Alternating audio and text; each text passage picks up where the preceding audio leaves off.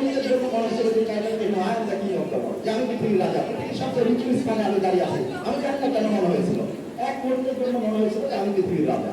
এবং যখন বাংলাদেশের পতাকা নিয়ে এভারেস্টের উপর আমি ছবি তুললাম, তখন মনে হচ্ছিল যে বাংলাদেশ এখন top of the world, Bangladesh পৃথিবীর সবচেয়ে উঁচু স্থানে। এই অনুভূতিটা আমার তখন হয়েছিল।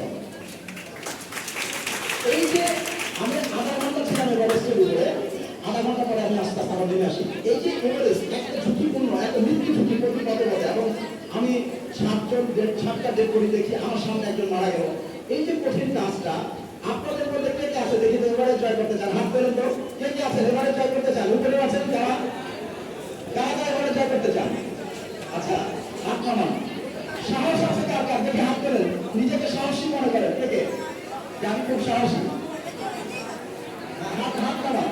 আমি দেখলাম যতজন মানুষের আপনাদের সাহস আছে, তার চেয়ে কম মানুষ এভারেস্ট জয় করতে চান। এভারেস্ট আপনারা জয় করতে চান না, খুব কম মানুষ। আমি কিন্তু মনে করি আপনার এখানে যারা আছে সবাই এভারেস্ট জয় করতে পারে।